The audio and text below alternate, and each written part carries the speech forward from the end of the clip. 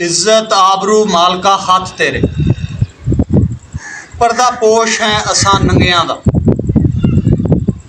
बेपरां दे बुत्ते तू सारदा है,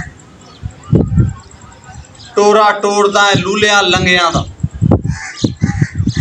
टंगा वालड़े वे खरान हुंदे, ऐसा ढंग लाना बे ढंगियां दा। मेरे जै गुनाहगार नूं कौन पुछे, जेकर रब होवे तू सिर्फ चंगियां दा।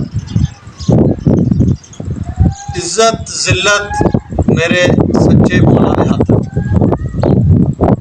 जो मर्जी कर लो।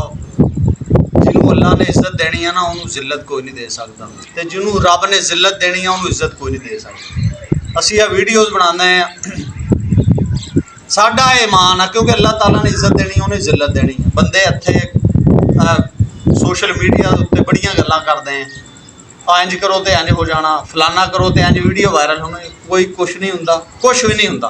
थोड़े बस आही है जिहड़ा तुसीं करदे।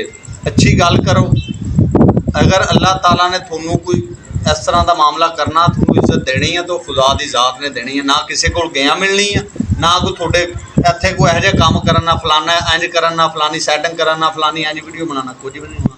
सब मेरे मौला दे हत्थ आ। जदों ढंग लांदा ना बे ढंगियां दे काम, फिर ढंगां वाले वेखदे रहने, ये उहदे वास ही है सारा। लेकिन इंसान दे वास सिर्फ इन्ना ही है, जो असीं कर रहे हैं वो भी वो करवांदा ते असीं करदे। ते खुदा दी जात दे उत्ते तवक्कल रखी दी है। वायरल हो जाना, इंज हो जाना, फलां हो जाना, कुछ भी नहीं। जे उन्हें इज्जत देनी है, उन्हें वायरल होए बगैर ही बहुत दित्ती है, तो वायरल होने की गल नहीं होंदी। और ना ये सोच रख के इत्थे गल्लां करी दी मैं वायरल होना, फलाना टमकाना।